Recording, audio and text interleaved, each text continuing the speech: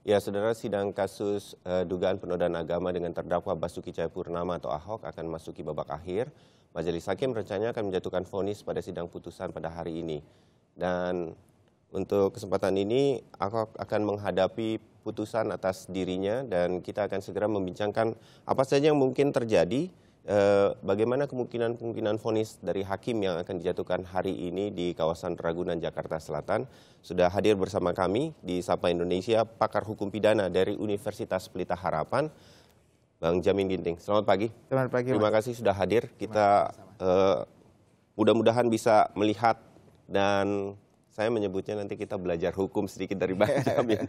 Nah, tuntutan jaksa 1 tahun penjara dengan masa percobaan 2 tahun untuk Ahok, dan berarti ini dia tidak ditahan. Ini untuk pasal 156 soal menebar kebencian terhadap kelompok tertentu. Ya. Ini dulu, itu apa artinya dari jaksa penuntut umum? Ya, begini, jadi jaksa penuntut umum itu menyatakan Ahok ini memenuhi unsur pasal 156, melakukan penodaan atau penistaan terhadap golongan tertentu.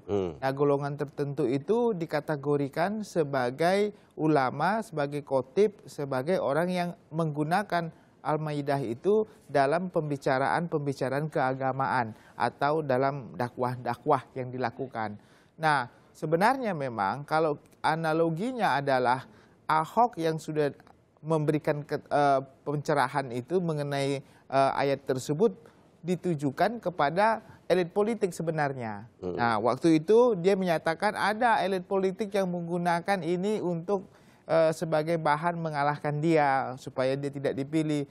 Nah, itu yang menjadi analogi karena ayat itu bukan hanya elit politik saja yang menggunakan, tetapi yang menggunakan itu adalah juga para khotib, para ulama, dan para pendakwah. Jadi dianggap golongan inilah yang dihina, yang dinodai karena bukan agamanya tetapi golongannya. Nah, itu yang menjadi bahan pertimbangan jaksa penuntut umum yang memenuhi unsur setelah adanya pemeriksaan saksi-saksi dan bukti-bukti dalam persidangan. Nah, apakah pendapat daripada JPU ini bisa diterima nanti majelis hakim sehingga nanti putusannya bisa sama dengan apa yang diharapkan oleh JPU, atau juga hakim punya pandangan berbeda bisa.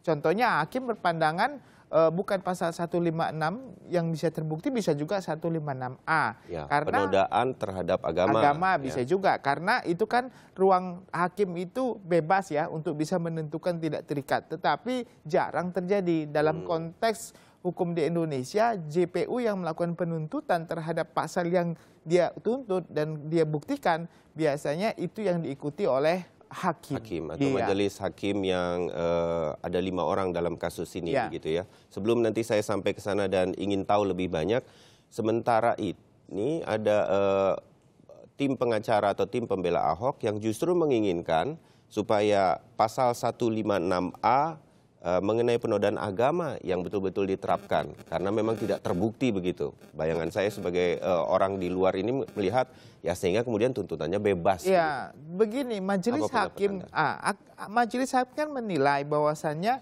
dia tidak akan lagi memeriksa, atau dia boleh memeriksa tapi tidak fokus kepada yang bukan menjadi tuntutan oleh hakim, karena dia pengen sama-sama mencari kebenaran material. Kalau itu yang diharapkan oleh pengacara, berarti kan itu sudah dinyatakan tidak terbukti. Jadi bisa bebas. Itu kan kehendak pengacara linear seperti apa yang diharapkan. Tetapi wajarlah itu dari tim pengacara. Ya, kan? Wajar pengacara harus mengatakan 156A. Kenapa? Karena dia sudah tahu kalau itu memang tidak terbukti oleh jaksa penuntut umum. Nah, tapi penuntut umum justru berharap supaya pasal 156 saja yang diperiksa oleh majelis, karena itu yang menjadi concern mereka.